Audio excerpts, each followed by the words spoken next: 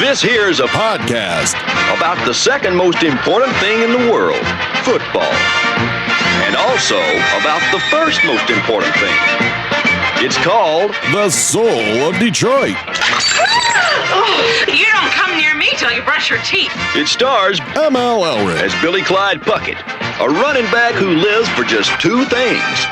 One of them is football. You don't give up, do you? Oh, you wouldn't like me to do. Shawn Windsor, Is Shake Tiller, a wide receiver with great hands and beautiful moves. Now, they're all playing together in The Soul of Detroit. Okay, guys, I get it. You got me. the story of two guys, Marc, and a football, and all the wonderful people they meet. You asked interrogative questions out of my face. It's gone. What are you doing? Come on. That is not paid for by them. That is paid for by the people of Detroit. You might be qualified, ML. I'm not qualified for this job. Let me tell you something. You want to go right now? Okay? You want to go right now? Hey kids, it's your old pal ML Elric with Marc Fellhauer, Shawn Windsor, and our special guest Dan Wetzel of Yahoo Sports and the College Football Inquirer. But before we get to that, I got to compliment Marc on another fantastic intro. wasn't that terrible? Did anybody else notice that Burt Reynolds is wearing number 22, trying to relive the glory from one of the greatest football movies ever, The Longest Yards, and transport it to one of the worst football movies ever, Semi-Pro. Semi-Tough. Semi-Tough. Oh, Yeah, how dare. But just, I see him and I can't help but think about the best movie he was ever in, which he didn't want to be in, which he never liked his role. Boogie Nights? Boogie Nights. Yeah. Oh, Or Smokey and the Bandit. What about Deliverance? No, Boogie Nights. Well, no, Deliverance is really good, too. You remember the scene in Boogie Nights, though, where he's talking about, I bet there's something wonderful in there. Yeah, just waiting to get out. Yeah. What a creep. I'm afraid to ask what that means. That voice you just heard, folks, that was a award-winning sports columnist, Shawn Windsor. Yesterday, it was announced the Headliner Awards, the 90th Headliner Awards. What? This is an annual contest that honors the best print, radio, television, and online journalism in the United States, published during 2023. It was founded by the Press Club of Atlantic City in 1934. Yeah, keep going. The National Headliners Awards is one of the oldest and Keep largest contests recognizing journalistic merit in the communications industry, finishing in third place in newspaper sports opinion by an individual behind Sam McDowell, the Kansas City Star. The legendary Rick Morrissey of the Chicago Sun-Times is our own Shawn Windsor of the Detroit Free Press. Yay. Third place in sports opinion Good job, Shawn. in the National Headliners Award. Oh. I didn't know that. You know, Shawn, since the first National Headliner Award was presented in 1935, They didn't even tell you? more than 2,850 headliner medallions have been presented to outstanding writers, So photographers, he's daily trying to newspapers, grow the number to diminish me. Is that what's graphic happening? artists, radio and television station networks, and news syndicates. And now, number 2851. I'll bet 3 people Shawn were Windsor. submitted. How about that? First off, congratulations. Yes. Second, I mean, the Press Club of Atlantic City, that's just like that was an excuse in 1935 for those guys. It's totally true. When I think of major media markets, Atlantic City. All right. While they were waiting for Seabiscuit's photos to be developed in the dark room, Yeah, it won't they be had a long. couple of cocktails and said, hey, it's a pretty good story. This Rig Lardner guy, I like the cut of his jib. And Now, Shawn, you can, now that you have this award, you Shawn can Windsor. complain about your pay, because that's what Elric does every time we mention the Pulitzer. No. I think it had something to do with Michigan State and what happened up there. Wow, I guess it was as memorable to you as it was the judges. No, A little caring, you might have made at least second place. people of Atlantic City seem to care. Yeah. the best gift a columnist can give a reader is an opinion. So say the judges, but that's not about me. Isn't that the point of being? Make sure you include a It's- receipt I- with that gift. Yeah, is that a gift, Dan? We can take it back. It's a gift. So, Listen, I pay like $7.99 a month for the free press, so I expect some gifts back. Or you whatever do it that for the big guys, though, for Mitch. is. Shawn Windsor. Yeah. Carlos. And who are Elric. Nancy Caffer, Mr. Elric. It's the biggest deal in Detroit and the news. well, they don't pay me for my opinion. They pay me for the facts that I uncover. But you bloviators, you get $1 every 6 months. You earn every penny of it. No, they pay you to use word like God. I can't even speak today. Sorry, never mind. That's by the way, that National Headliner's not a broadcast I was organization. gonna say, don't worry, you're not going to win a Strictly- podcast award anytime. Strictly the written Fashion. word. Oh, Fashion award.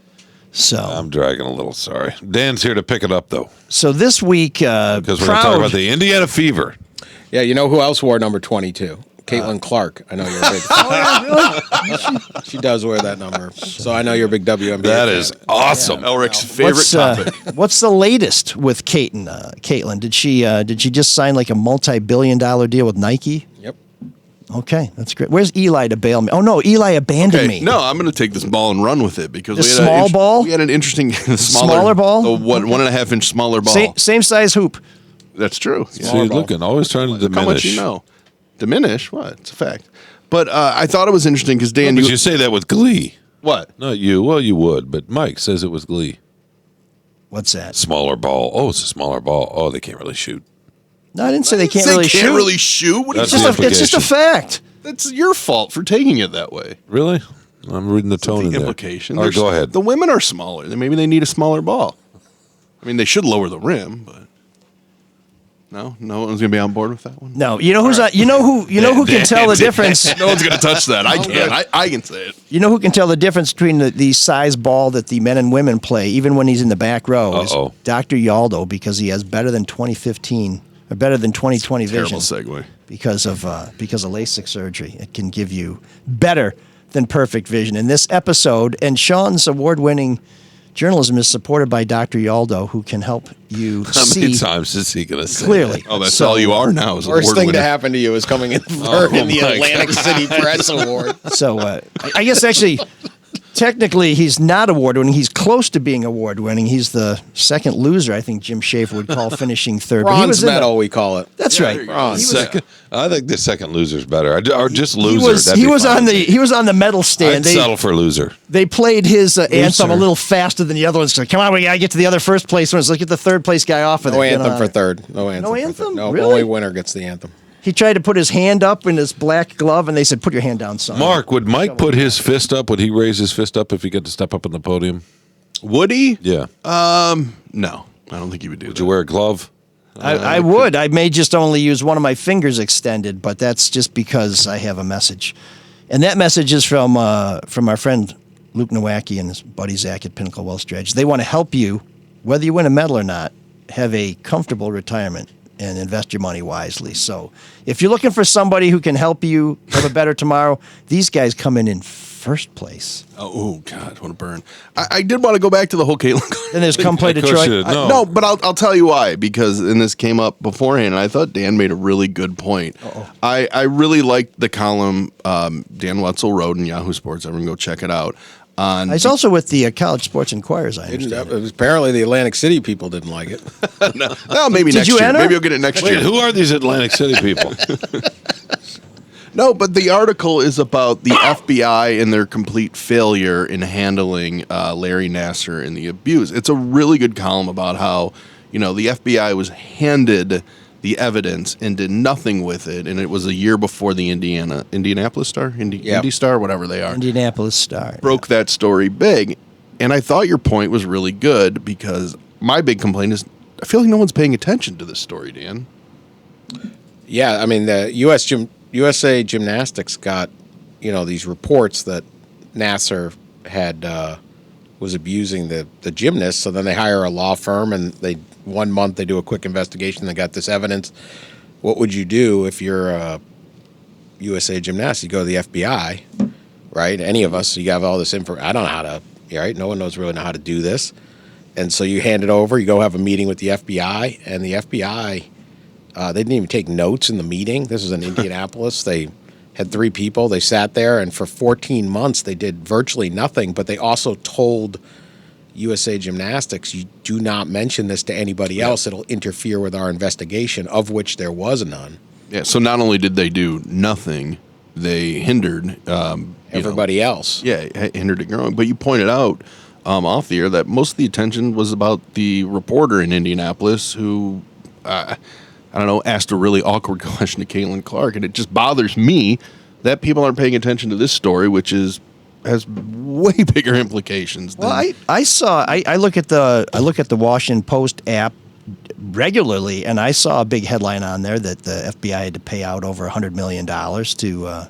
But I'm talking about the chatter, that you see on social media, and there was very little about this, and just tons about this reporter who asked the question about Caitlin Clark and welcoming her to Indianapolis, and I just don't. All the more reason to ignore social media and try and stick with some more respected news sources. I agree, but that's not going to happen. Yeah, it's sort of like everybody gets fired up for the pile on. You can do both, Like you can be like, hey, that's not the way someone should talk. Exactly. You can also say, holy cow, there's some kind of a culture or thinking inside the FBI that when presented with a serial sexual assault person, really probably the most prolific pedophile in the history of this country, that the FBI sat there and said, yeah, this isn't the type of case that interests us. Because that's really all the FBI is about. When terrorism is their thing, they're all jumping on those cases. When corruption or whatever it is, they sat there and said, yeah, it didn't really excite us, so they didn't really do much. And then like 50, 60 additional young women get raped by this guy when it could have been stopped simply by just calling the Lansing office and literally going to Nassar and saying, you're under investigation right now, or something like that. Maybe it stops him. Whatever you got to do. Dozens and dozens and dozens. One of the plaintiffs, one woman said she was, assaulted 40 times during that 14-month period. Oh. Some of these people, they're Olympic champs and stuff that had come forward, but these were not Olympic champs at that point because USA Gymnastics had fired them. These were kids in our city in mid-Michigan and even down here. I remember being at those hearings and like this poor mom from Farmington Hills bawling her eyes out and just the guilt that she drove her like 11-year-old to Larry Nassar's office and thought, we're so lucky we're going to get treated by, my daughter's got this sports injury and we're going to get treated by an Olympic doctor, right? Like this is a gift to us. This is a great thing. My daughter's going to get the best care. Mm-hmm. And she drives him to Larry Nassar's office and he starts assaulting her. And the girl's 11. She sat in the back seat. She couldn't even sit in the front seat. And to think those things happen because the FBI didn't act, and it's not one guy, it's a whole culture in the FBI, at least at the time, that ignored these types of crimes. And so you go, well, have we changed that? Have we, to me, that's the discussion everyone should be having, because could be anybody around here. Your daughter, your cousin, your sister, your neighbor, whatever. And I think not how sport, that should be the discussion. And it's just sort of like, oh, well, whatever, it's 100, I actually saw more outrage like, oh, the taxpayers have to give out $100 million because of Larry Nassar. Well, that sucks too, but this is a real issue. Yeah. And so often with social media, we just don't discuss the real issue. We discuss, let's beat on this guy in Indianapolis who's an idiot sports writer. Like, okay, can we do both? Yep. He finished second in the headline.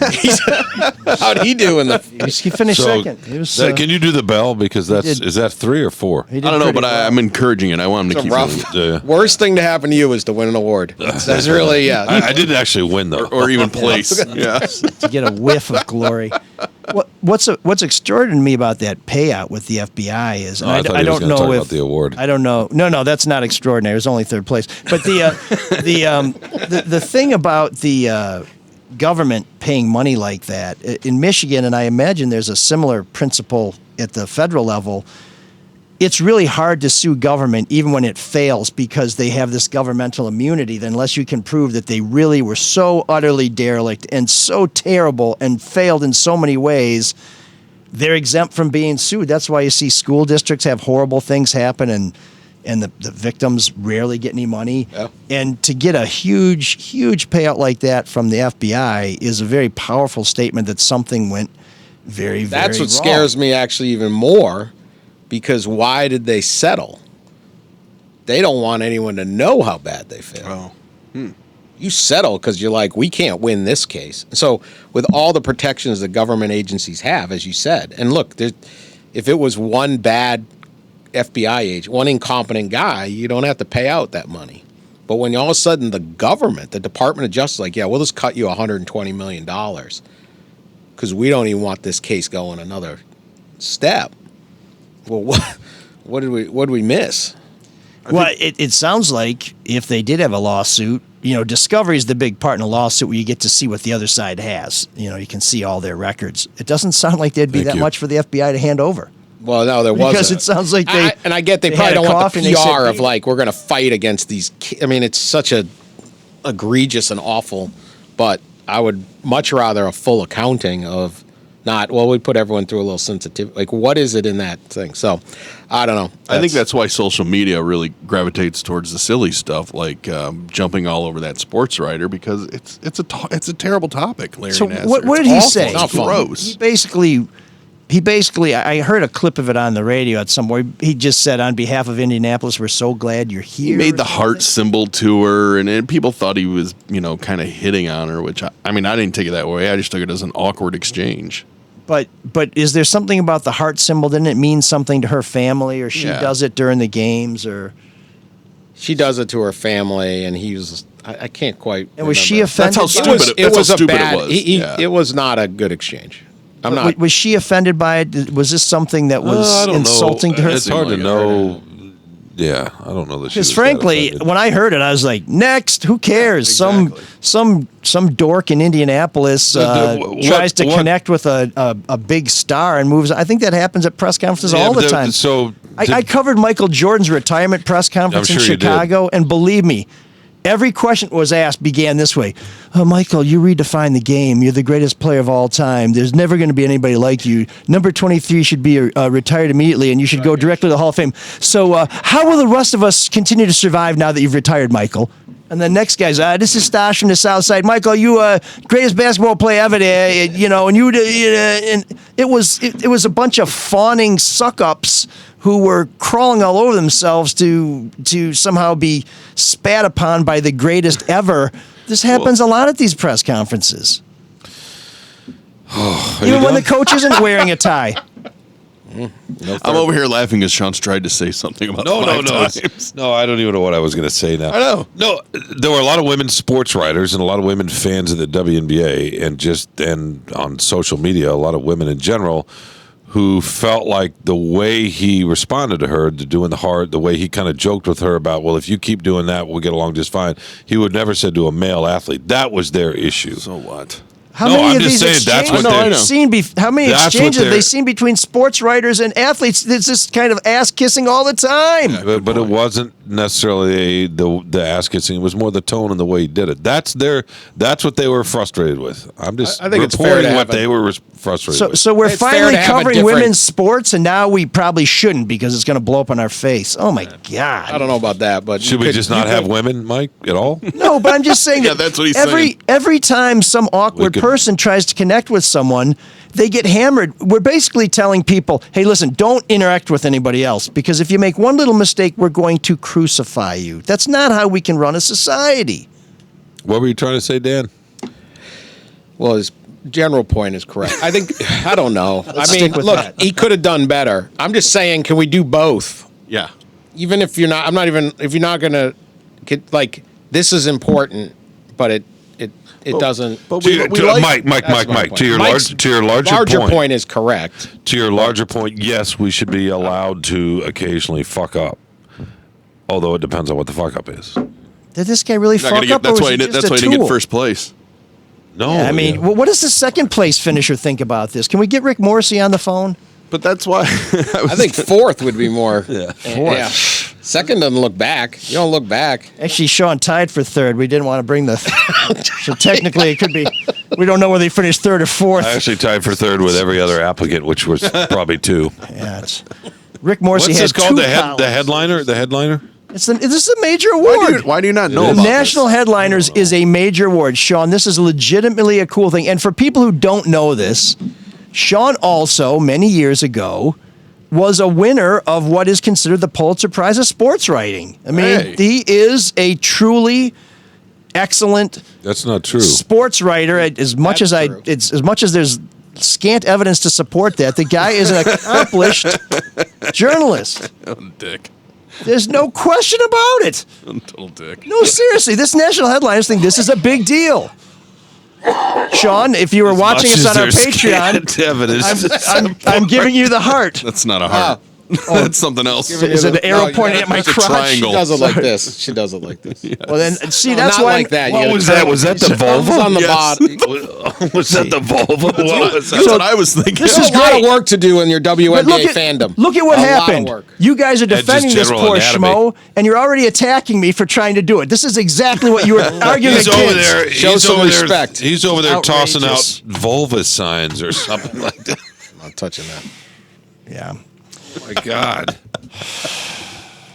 Caitlin Clark finishes first in all of her awards. Let's just. I'd like to see you throw her that sign at a press conference and see what happens. Oh, please don't.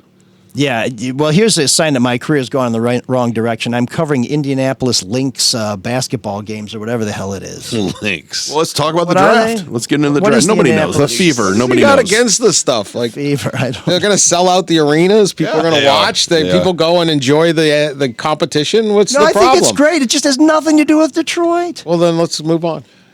Yeah, people in Detroit don't like it. People in Detroit are only allowed to think about what's in Detroit. Here's the problem. Caitlin I Clark fans mentioned around here. Burt Reynolds wearing the number 22 in 2 movies, and we have a 15-minute discussion about Caitlin Exactly. Clark. Yes. She doesn't even have a mustache. It wasn't about Caitlin Clark. No, we were talking about Burt Reynolds and Let's talk about the draft. Then. That Something was the wonderful. big thing. NFL draft. Yeah. NFL draft. because that was in Detroit.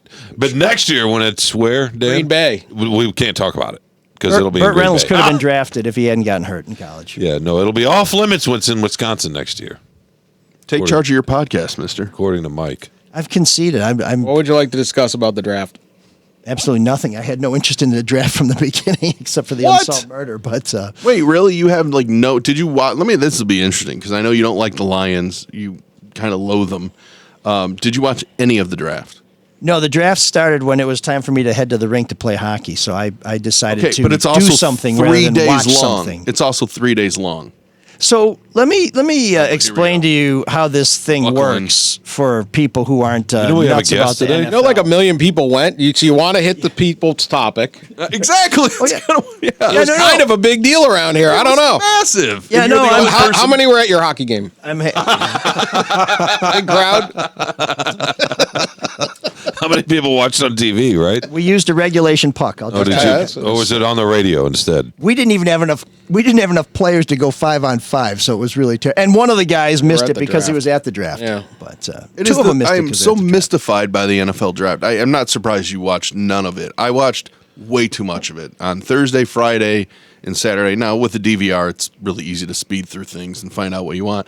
And I got to say, it's a phenomenal show. It is so well produced, but for what? Like I mean, Dan, I've heard you describe it as millionaires shaking hands with another millionaire with Roger Goodell on stage because nothing really happens and nobody knows anything. So what is the success behind this draft this year?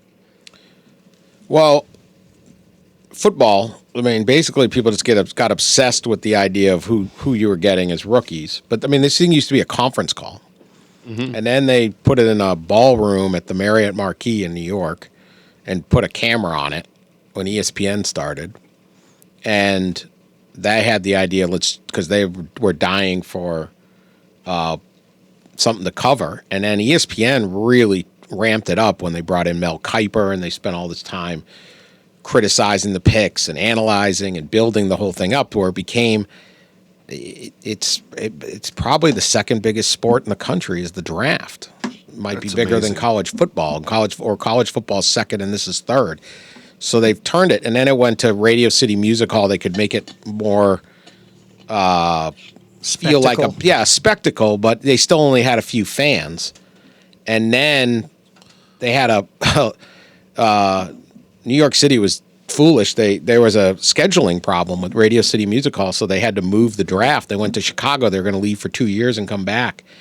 And then they held one of the Chicago ones outside, and then they kind of got the idea of outside, and then they moved to Philly, and they had one in Philly, and they moved it to Thursday night, and 60,000 people showed up.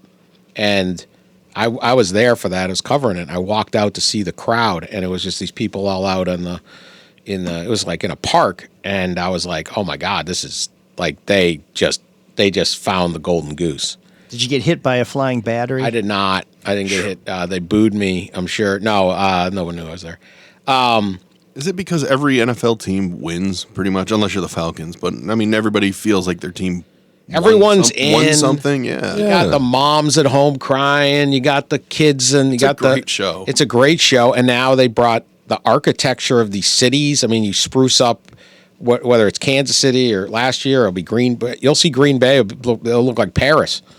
Green, can you imagine all those people trying to fit in Green Bay? You'd be like, "Wow, Green Bay," and you'll get up there and you're like, "What is this?" I mean, they made Detroit, right? They're. I don't care if you hate the draft or whatever, but those drone shots of them going over downtown Detroit, and you're like, "Wait, that's Detroit?" Like, wow, the city's looking good, and then all these people, and it just becomes this mesmerizing show beyond the picks, and now like 34 million people watched. That's amazing. The shows, which means just the first game, which is why we have an obesity problem in America. No, but which means they saw the city. And to me, I'm curious what y'all think, but to me, Detroit earned this. Maybe in the Super Bowl, not so much because the city was very different almost 20 years ago, 18 years, 19 years ago. But they earned this coverage. The city actually does look like what you saw on TV. Yeah, no, the NFL didn't spruce up the city. The city actually looks good. Now, in 2006, we put a big mask on so we didn't look horrible. But, you know, to me, the fun part of the draft is when they have the goofballs come up and announce the picks. I saw some guy from England or someone come up for... The Packers? Was he a Packers guy? The German guy who talked about the Lions or somebody or the Packers. That stuff is kind of fun, and it's nice to see our awkward politicians get out there and try and connect with the hoi polloi, which is always a high wire act. But for the spectacle and the production and everything, it's tremendous. And for us, as Lions, you guys are fans, as a Lion victim, I'll say, it's the one thing that you have where you're like, we just had a terrible season. Here's something to get excited about the team. Is this the new Messiah that's going to come in? Is this Chuck Long going to turn around the franchise? And of course, the answer is no. But I understand all of that stuff, and I'm glad that Detroit is the recipient of some hype for once, because the hype came with a lot of money, and I think it turned a lot of people on to what's going on in Detroit. But in terms of, you know, getting excited about it, no way. I think this was a bigger chance. This is a bigger impact for the city of Detroit than the Super Bowl. Absolutely. Or even a Super Bowl. The Super Bowl. Why is that? The focus of the Super Bowl is on the game, and you're in and out. You're in and out. It's just a game, and they might show some shots around town, but they do that for all sorts of stuff. And as cold as balls in Detroit. Right. And then you might get some stories from the media going, oh, Detroit's not that bad. This first you had all the stories of like, hey, here's the Renaissance. There's an improvement. And I think that's key. Like, clearly Detroit has a long way to go, but you also can't deny the progress. And there's like legitimately a big skyscraper that they're finishing. And some of these, like, you don't have to fake storefront. It's real. It's a real restaurant. And those are real condos. And that's all that stuff. So you hear all those stories. Oh, Detroit's on the, because I travel a lot. Shawn, you do also, and I'm sure you get like, oh, I hear Detroit's a lot better now, and so that message has permeated out there. It is. But here they could see it, and I think there's I think a lot of the stuff where they talk about the marketing economic impact's a lot of BS. But I actually think in this case there will be real economic impact, and not like, you know, some of the stuff you read, it's like there's not like 4 25-year-old dudes living in Miami going, that's it, we're moving to Detroit, right? Like, I'm done with South Beach.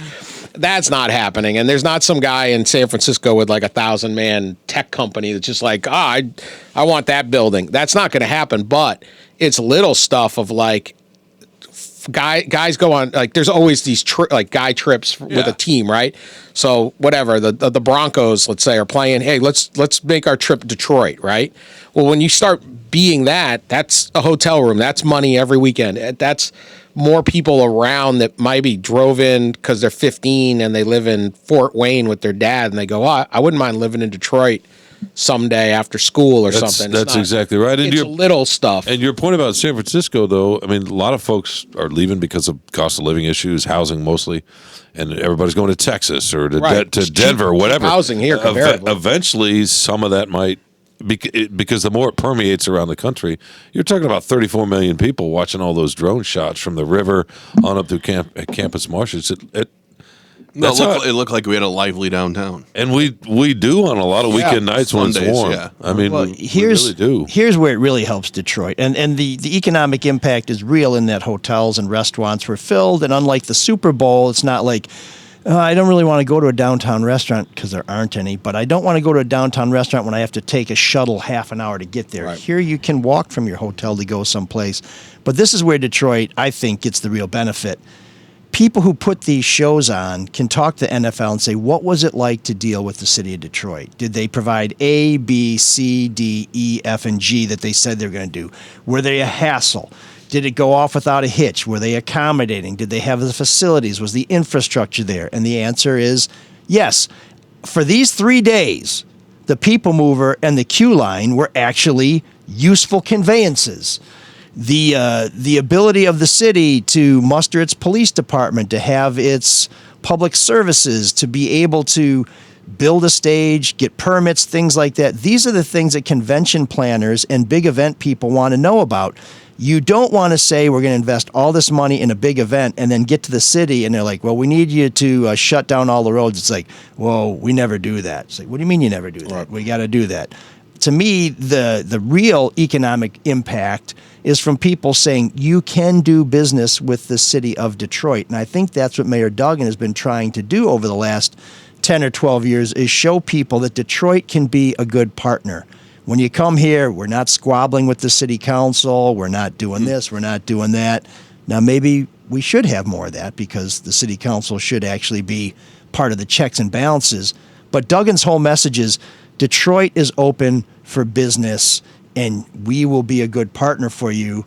And the rich, fat cats of the world love to hear that. Now, people in the neighborhood may be like, well, shit, man, nobody's still doing anything about the flooding on the east side.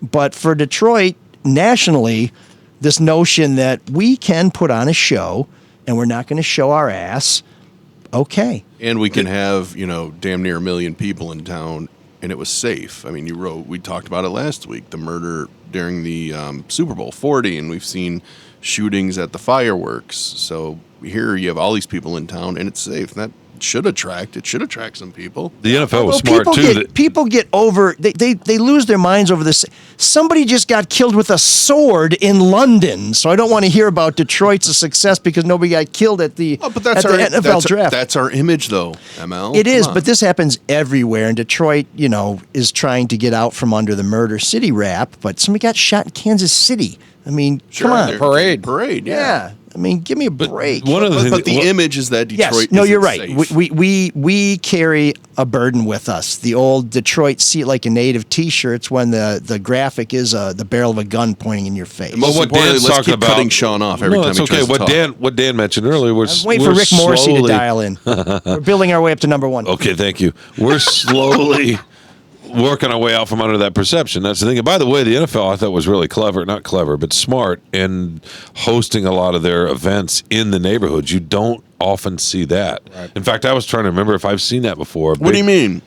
They did a lot of their charity events. I don't want to just say charity. That's sort of patronizing. But a lot of they hosted events, outreach.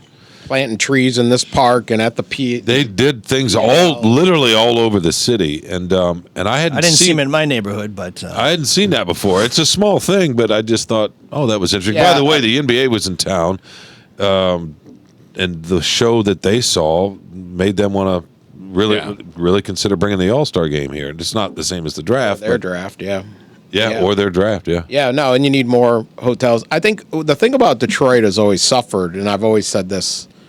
Living here and traveling, it's like, it's Detroit didn't have two stories, right? Like, there obviously are neighborhoods in Detroit and areas of Detroit that are almost mind-boggling. It's not even the danger; it's just that it's an open field, right? Abandonment, the blight, all the problems, and it's never looked so good. But there are also extremely dangerous neighborhoods in New York City, and in Chicago and in Miami and all that. But people say, oh, well, you think of Miami, oh, South Beach, right? Oh, look at the beach, look at the condos, look at the clubs, right? Well, they're not thinking about, what about Overton, right? What about this?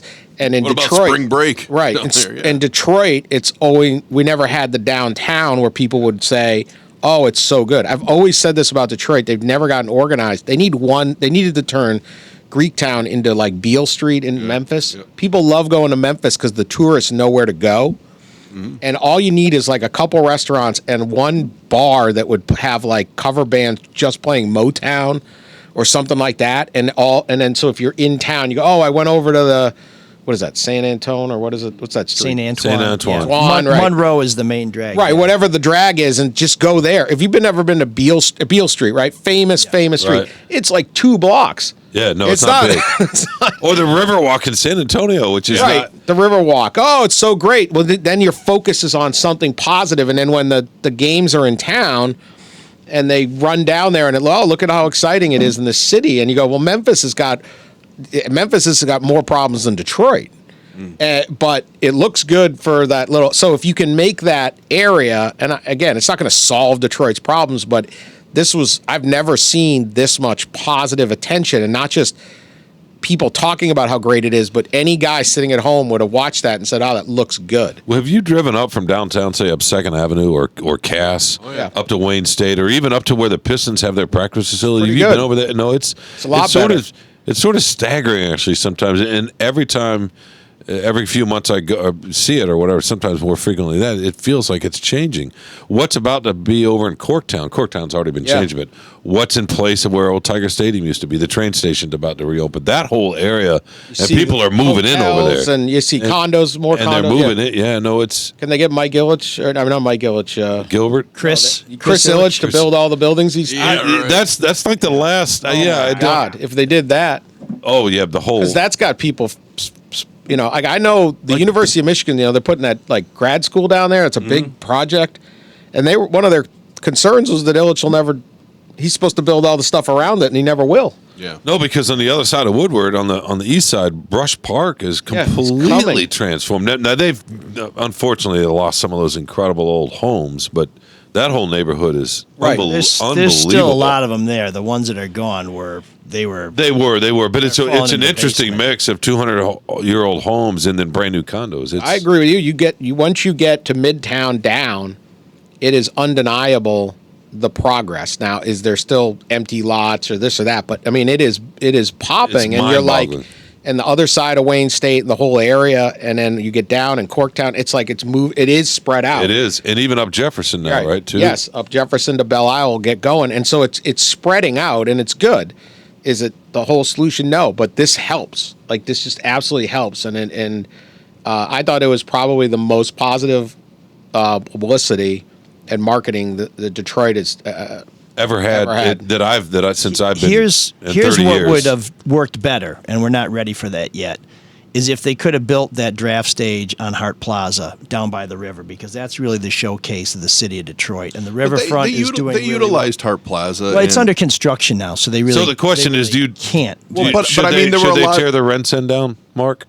Oh boy, and that may not be efficient. It's not going to make sense. But it would open up the whole. But ML, there were a lot of shots coming along the river guess. and over Hart Plaza, for the draft. It looked busy. I mean, there were people, and that's where they had the NFL experience where, I don't know, you could pretend you're a football player or whatever. I mean, so there were events down there.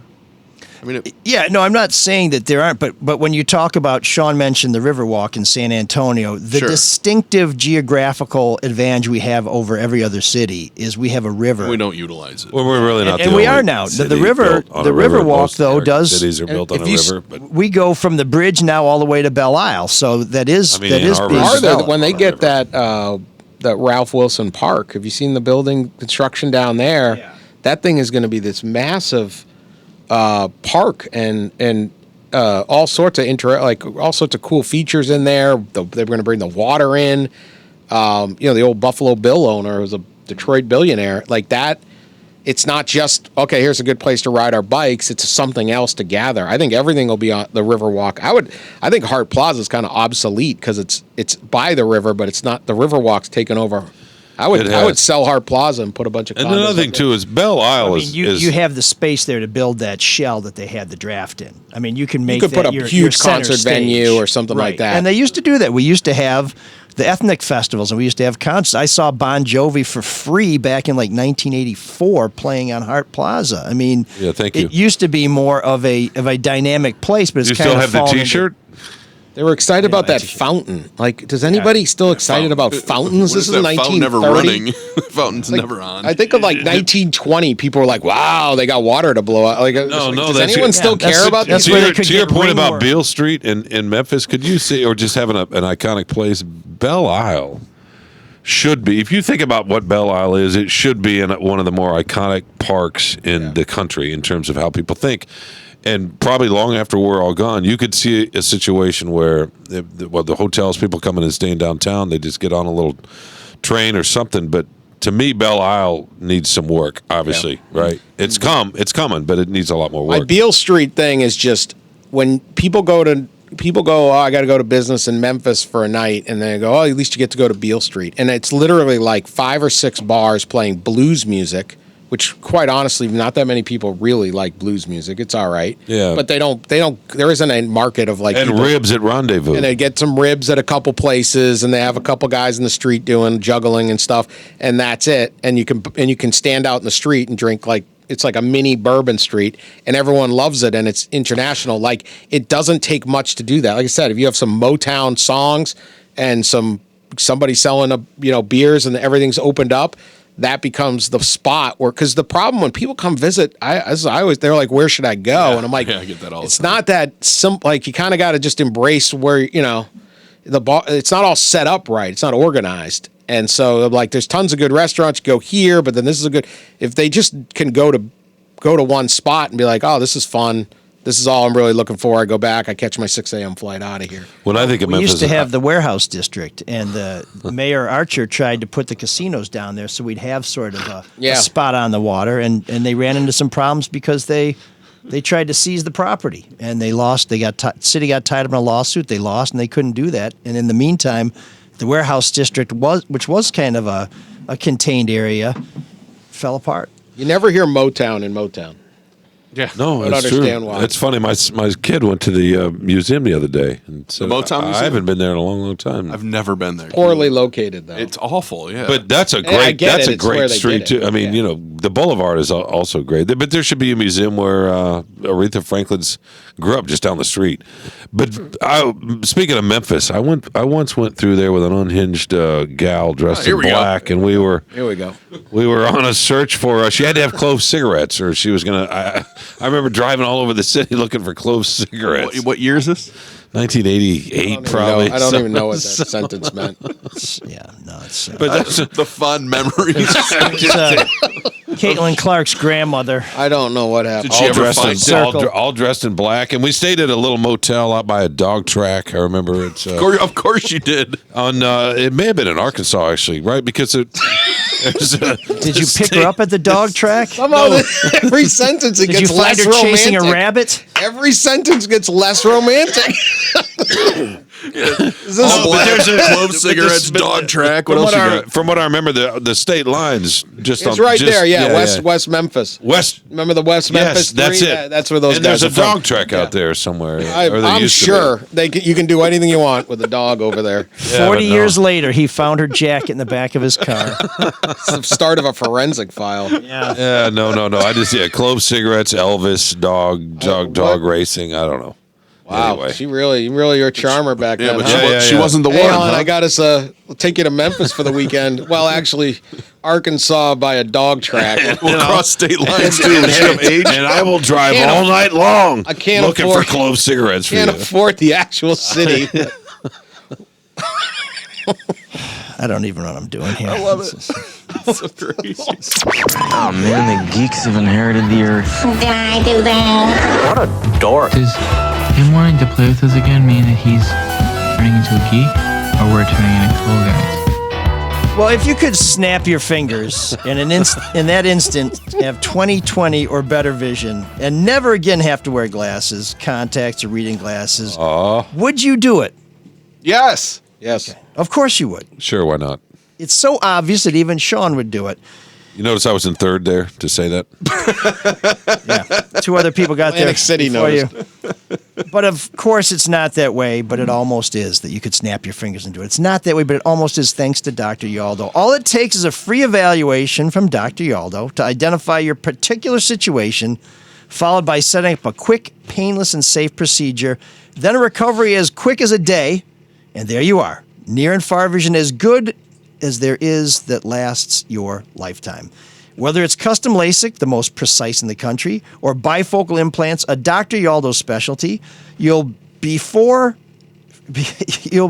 forever. Sorry, I finished fourth, by the way. You'll be free from all the hassles of glasses, contacts, and readers. Dr. Yaldo has more satisfied customers than any eye surgeon in Michigan, upwards of 50,000 since he began his practice over 25 years ago. Get started, call 1-800-398-EYES or log on to YaldoEyeCenter.com. If you thought Detroit never looked so good, try seeing it through eyes that have been fixed by the doc. And when you go there, make sure you let them know that ML sent you. Now, Detroit is getting better. It looks better, but we still have some problems.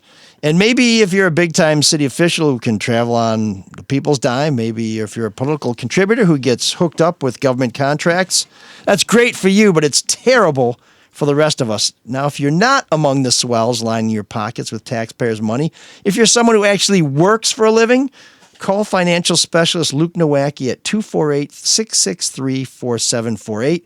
We'll discuss strategies to grow your assets, from annuities to individual retirement accounts to college savings. Make that call today. You've got kids and kleptocrats to feed. Luke Nowacki, Pinnacle Wealth Strategies, 248-663-4748, because when you call Luke, he'll make you feel like you finished in first place. Securities and investment advisory services offered through Mosaic Wealth. Inc. member FINRA-SIPC. Mosaic Wealth. Inc. is separately owned, and other entities and or marketing names, products, or services referenced here are independent. Mosaic Wealth. Inc. So did you ever get the clove cigarettes? Yeah. What is a clove cigarette? I have no idea. Oh, really? Sorry. It is very bad. They say it puts holes in your lungs, but it is extra delicious. They were very popular in Ann Arbor in the early 90s. That's all I know. And you could buy them at a little smoke shop in Greektown way back when in my St. Andrews tobacco? days. Yeah, with cloves mixed cloves. in. So They're Turkish wretched. cigarettes. Yeah, I Jarum is the big man. It's like a cousin to all these jewels. And you had to go to a tobacco shop, basically, to find them. Yeah. And back in those days, you had no phones, no map that was going to tell you. So you just kind of had to drive around Memphis and ask. Yeah, and it's the kind of thing a woman dressed all in black standing next to the dog track would want. Right? I mean, that paints the image. It's totally true. Every pack came with a free beret. She was. If that tells you all you need to know. No, she was. Finally, he remembers this though. I want to hear more about her. Well, she was Pereira was her last name. I didn't want to get a doxer. We don't need to out her. Yeah. Oh no, that's it. That's plenty. What's her social security number? Come on. That's called Shawn shaming. Women who dated Shawn. It's like revenge porn. Sure, It should be illegal. Why did it end? She took her to Arkansas. She died of lung cancer. What did Mike say? She died of lung cancer from cloves. Dan said it's because you took her to Arkansas. Oh, I loved her. Aw. She love everyone though. That doesn't count. I wanted kids and she didn't. Oh, really? Yeah. Oh, so we still say hi every now and again. Really? Yeah, when a relationship ends and and it's funny. My mother sent her a card on her birthday for years and years and years. Until she died, until my mom died. Yeah, it was a congratulatory card. No, but really dodged a bullet. I mean, sincerely, for just 2 seconds, when a relationship ends like that, there's no reason not to. Right? I mean, it just, My understanding is you were also her third place finisher when she was looking for a mate. Still, I'm looking you're for on a the guy medal who stand. Finished first in the Atlantic City. No, she was cool. Wow. All right. Well, when was the last time Very you? sweet. Yeah, I know. I will. Took an unexpected turn. I'm kind of When's the bummed last out. time It you was heard so from her, nice. Shawn? No, I feel bad if I made fun of her anyway. It sounds like a great woman. When's the last time I heard from her? Yeah. A birthday. We text each other on a Really? birthday. So once a year, it's a 2-second text. Do you know where she is? I do. Can we have her on as a guest? No. Do you know whether it. she was in Detroit recently? No, I don't think so. I don't know. Well, because this week's Geek of the Week is making me wonder. Because there's a Dearborn cemetery that has an unwelcome visitor, a serial pooper, who relieves himself or herself among the headstones and grave sites and leaves behind You gotta go. stubs What's the of problem? unfiltered clove cigarettes. Wait. You're that telling me true? you're going to defend the person that's defecating in the cemetery? Yeah, because unlike Shawn, this person finished number 2. What the so person he's just- jealous. Oh, jeez. Wow. Walked right into Yeah. that. Stepped into it, you might say. Yeah. So, like, no. You're not just wandering through a cemetery. Yeah, Sean. No. Speaking of stepping Gotta into go. poop, You got no. Wait, here comes the Sean segue. no. This is just sad and pathetic. I once. I cannot wait. Unlike all the other stories. Yeah. When you hear sad and pathetic, you know we're getting to a story about Shawn's love life. No, it's nothing to do with the love life. You were just talking about stepping in poop. I tore my ACL in my senior year in high school, and it bothered me for a while. And anyway, I was coming out of a restaurant one time and stepped in some poop that I didn't see, and I lifted my leg up to see the bottom of the shoe and re-tore the knee as I did that and went back. So that's what I think of when thinking of stepping some poop. It was pretty pathetic. Yeah. See, that's better than how I hurt my knee jumping I the tore barricade. it. I tore it, hanging on the rim. How about that? Of course. Okay. No, I wasn't What a quite. cool. magnificent physical specimen was actually- you must have been. I was actually. It wasn't that you Leaving just... a restaurant that had shit in front of it. Was it down the street from the dog track? No, it was goose poop or something. I don't know what it was. But I love the fact that that's not what hurt your knee. It was you checking your shoe. Well, because it was loose. When and back in those days, you didn't. Anyway, you don't need to know about knee repair, but yeah. Okay. I'm down on the guy in the cemetery. No, But I assume it's a man. Well, here's where our attempt to be should be able to get to DNA be current samples on fails. It says we don't know whether he relieves himself, herself, or what about their self. We can't assume that the transgender are more polite about their pooping than the rest of us. I thought it was nice of the Free Press to point out, though, that they have not defecated on George Papard's.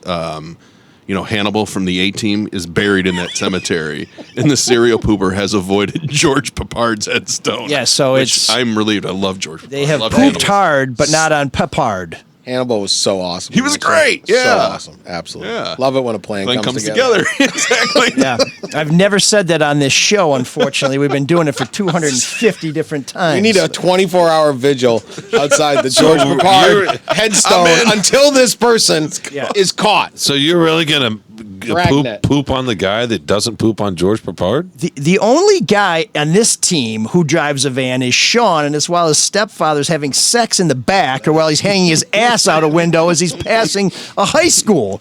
So we don't even have a good B.A. Baracus. Wait a second, I don't drive a van. Oh, for God's sake. I thought you drove a van full of weed through Memphis, in fact. Well, that's on your way to the true. dog track. No, we didn't go into Arkansas that trip. That trip. We were coming up from Mississippi. No. Yes. He went Mississippi Right. into Tennessee, as I recall. Yeah, exactly. Yes.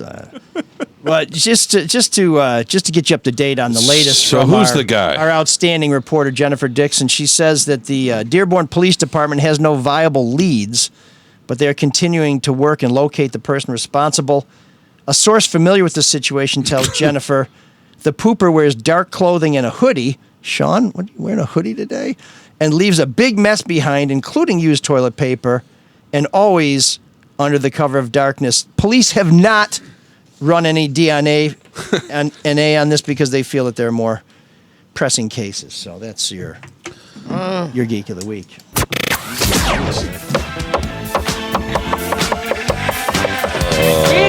There's an all-night party in room 7609.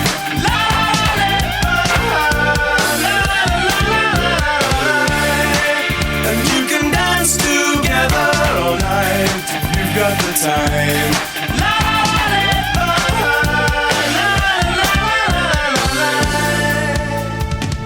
Oh, I see it. I see it. I see that face. You know, Shawn, I deal with a lot of people in Detroit and elsewhere who like to play games. But if you want to test your mettle against me, there's no better way to do it than to participate in the sports leagues put on by Come Play Detroit. It's my choice for softball and volleyball, but they offer a wide range of sports from kickball to sand volleyball to pickleball, you name it, and they play all year round, offering everything from one-day tournaments to seasons that last 8 to 10 weeks. You can sign up as an individual, as part of a small group, or as a full team. Either way, Come Play Detroit's friendly staff will help you find the right fit. And if you know me, you know I like a good deal. So go to comeplaydetroit.com and use promo code SOUL when you sign up to get 10% off your first registration. It's a great way to get in the game and support our show. Go to comeplaydetroit.com, enter promo code SOUL, and get in the game. So, Room 7609, we have a nomination this week from DJ Dan with a really sort of a different tune from the Thompson Twins. It sounds unlike most of what I've heard from them. Check it out. It's called Squares and Triangles. Is what we hunger for. Must be changes. It's part of the law. Search for new angles. 1980. Squares and triangles. 1980. 1980. Shapes and figures. You keep wasting my time. New combinations. Now much harder to find. Search for new angles. 1980. Squares and triangles. 1980. 1980. Oh, oh, oh, oh, oh, oh, oh.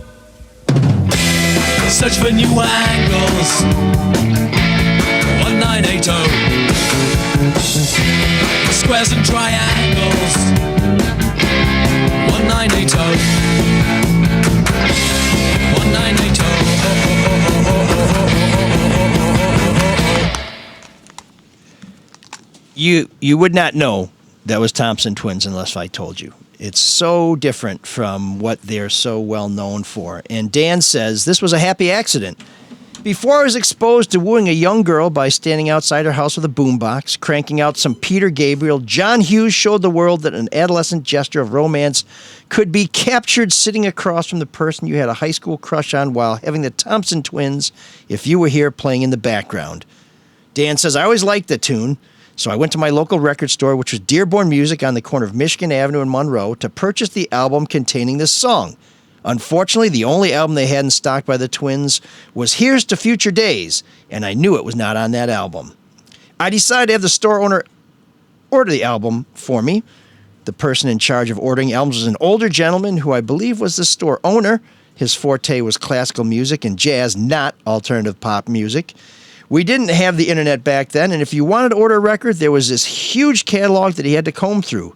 Unfortunately, it did not provide track listings for the catalog entries, and the only thing I knew is that it was an older Thompson Twins song, so I took a gamble and ordered their first album, A Product Of. When it arrived, I was a little upset that this album did not contain the track I was looking for, but instead became elated at a whole new sound from the Thompson Twins. It was a cool post-punk sound, a little like Joe Jackson.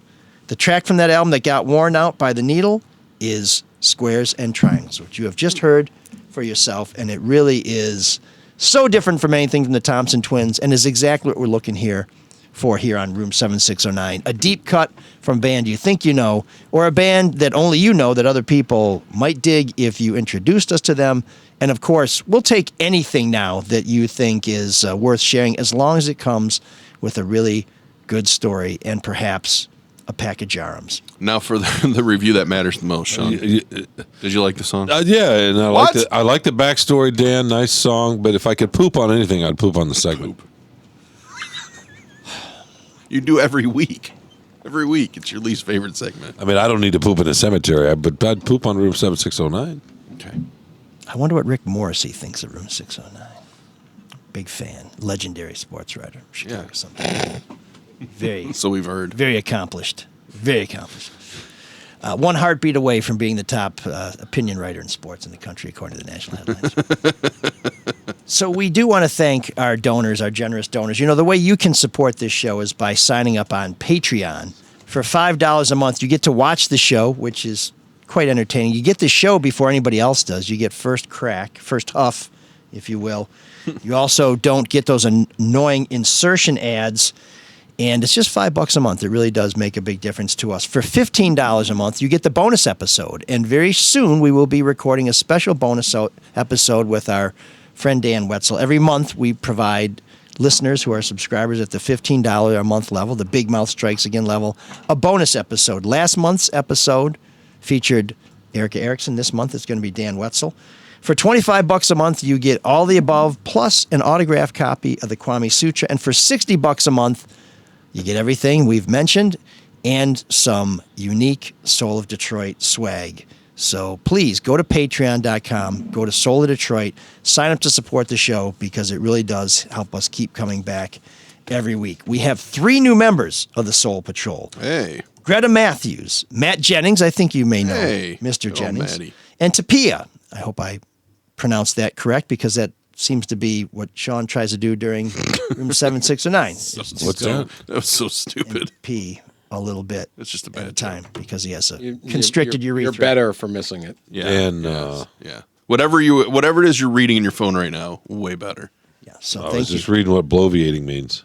Oh, really? I thought you were living it. You were illustrating it. It was an object lesson.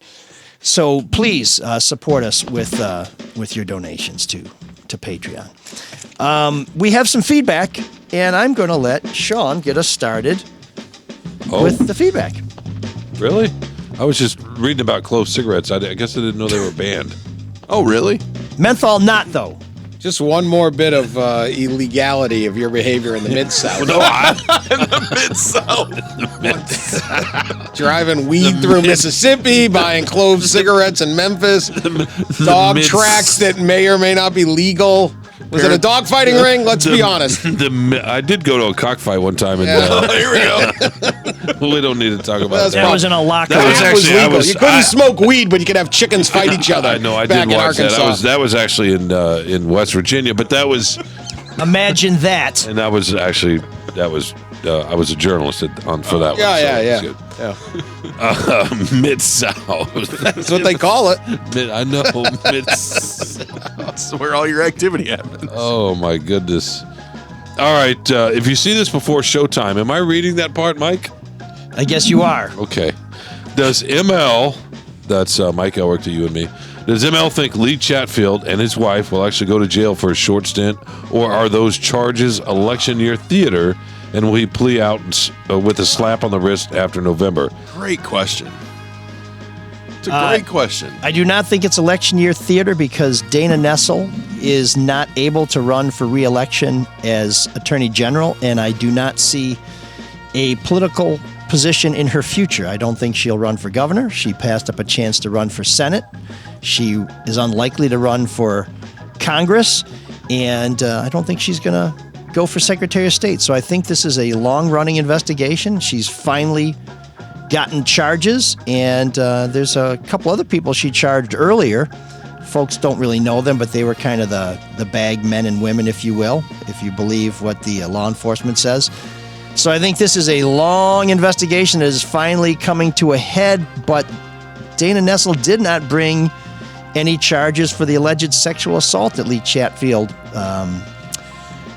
may be responsible for with his sister-in-law, who was formerly a student of his at his Uber Christian school up north. So I guess that's one of the commandments they didn't study too closely. But no, I think Chatfield could be headed to jail. I'm sure charging his wife is a way to exert pressure on him to maybe cut a deal and get her off the hook, as any gentleman would try to do.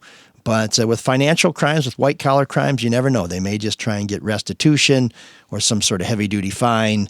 But I think the former Speaker of the House is in trouble. There's a PS. It just says, Detroit looks so clean last weekend. I've never seen I-75 so litter-free. I hope they keep it up. And the PSS, I never actually smoked clove cigarettes. Okay. That's wow. People, this mailbag is quite up to the moment. Yeah, no. And then it said I preferred a joint with a little cocaine spray. I actually believe Shawn on that because he's admitted everything else. Yeah, it's why would that be the fentanyl Shawn? They called him back then. No one knew what it was, but he was ahead of the game. Yeah, just a little bump. Mark. All right. I mean, that's like. Oh no, go ahead. No, mine's really quick from Thomas. Is it about crack? No. Okay. So now you've just ruined all momentum. Oh, go ahead. NPR erudite. Who knew? That's it. Shawn. It says Shawn NPR erudite, doesn't it? No, it doesn't. So. Shawn, does it say that? Is it in the memo? Because Shawn was on NPR the other day. No, it doesn't. So Thomas apparently was listening to Shawn on WDET. And was impressed with his breadth and reach in the media. Yeah. That's a good thing I didn't talk about. But it doesn't say that. That's why I was confused. It's a good thing I didn't talk about freebasing. Yeah. How's the general just, ethos of that show compared to this one? Well, I didn't actually cook it, by the way. I think I can answer that. Now? What's wrong with you? I'm just... attention span problem. No, I've served several unofficial suspensions. I need a break. It started in. You have that I've made on there. So you've done what? He's been suspended. I've been informally suspended from WDET on different occasions over the years for things I've said. Well, one time I sat in on the pledge drive and I was encouraging people to donate, and I said, if you donate this much, you can become a sustaining member. And as middle-aged men like me know, it's very important to sustain your member. And they didn't like that. That's not really NPR. That's not really NPR style, is it? No, that's why. And then the other time we were talking about bad line. We were talking about one of the hurricanes that hit New York. And I said, these guys should have been ready for this. If anybody should have been, because Snooki's been blowing the East Coast for years. And they said, we're going to... That was on the air? Put you on the bench. Yeah. Did you really? Yeah. You know what NPR is? Way to know your audience. I served I always say I'm bringing sexy back to public radio. Let's see, you're talking about blowjobs and bragging about the size of your penis. That's great material. Not the size, just the profligacy. Yeah. The profligacy of my priapism, if you please. You okay over there? It's those clove cigarettes. You almost killed him. He was riding the white horse while watching the electric rabbit go down the track. You talk about the profligacy of your penis in the Mid-South. That's what I'd like to know. I'm glad I could just get Shawn with the Mid-South line. He's going to be laughing about that for a week. Is that the belly button? That's what they call it. They call themselves the Mid-South. Where are you pointing that thing? Everyone's got to have something. Damn. You all right? Yeah, I'm okay. Yeah. Okay, so yeah, Sean's been cheating on us with public radio, which also asks you to send money to support him. So, anyways, Kelly writes and says, "Gentlemen, just wanted to say I really enjoyed last week's episode regarding the unsolved murder prior to the Super Bowl in Detroit. Quality reporting in the article and great discussion on the podcast. Keep up the good work, Kelly." That was great. So we talked about this unsolved murder, and one of the things we said is we're not bringing it up to try and embarrass the city, but we are hoping that this gets the law enforcement more reinvigorated, if you will, on trying to find the perpetrator, and that sometimes when you shake the trees, things fall out. Well, true to form, Michael writes in and says, "Hi, Mr. Elric." Take note, Sean. "I doubt this information will be of much probative value, but I happened to be at the Good Life Lounge the night of the shooting in 2006.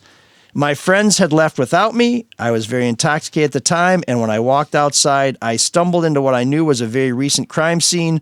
Someone grabbed me and told me I just missed a shooting by 10 seconds, and I was very lucky.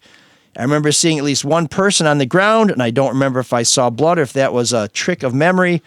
What I do remember is somebody telling me that the shooter was someone who had been denied entry by the club's bouncer early in the night and that he had returned later and opened fire. My recollection, albeit limited, was that the people who were shot were not the intended targets, that the bouncer was the intended target.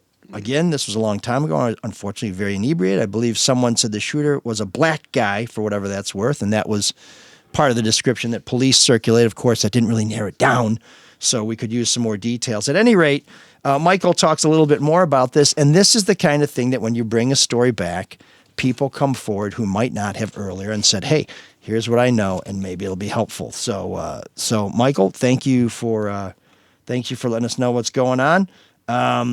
You may have remembered the nasty gram I got from the one reader who said, hey, why don't you ever say anything nice about Detroit, about black people or anything like that? Oh, yeah.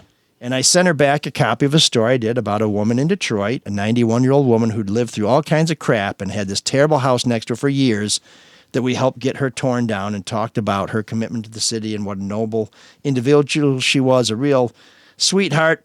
You're noble. And so I said, here you go. And her response to that was, thanks. This is you wagging your own tail. So you were in a no-win situation. So there was a little more correspondence between us after that, but none of it of any none of it was any value. I said, well, thanks. You just showed the whole world.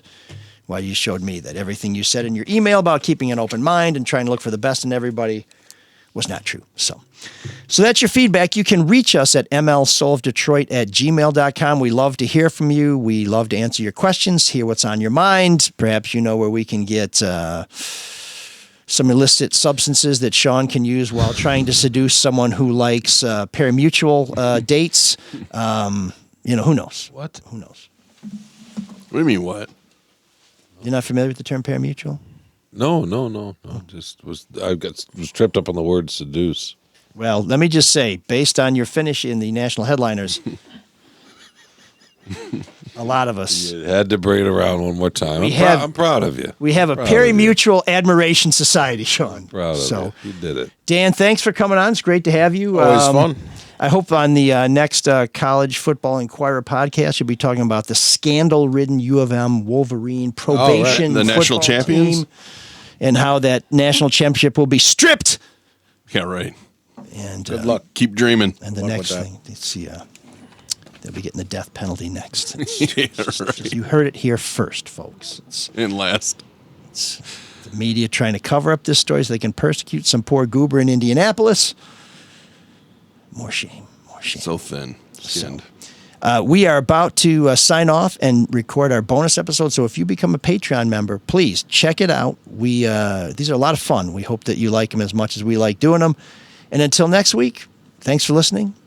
And Cyrus, take us to... Can you dig that? Oh, for crying out loud. Can you go any slower? Take us to... Sean, will you just do it? Cyrus, take us out. Cyrus, take us to Asbury Park for the National Headliners Awards ceremony, where we can see Sean be awarded with his third place trophy. It's all about passes, but not the kind you throw. It's It's all about scoring, but not on the field. Are you kinky? Those ain't mine. It's all about the world's greatest game, and it sure ain't football. Leave on the underwear. But different jokes for different folks. When you're The soul of Detroit. it don't matter if you win or lose, just as long as you score.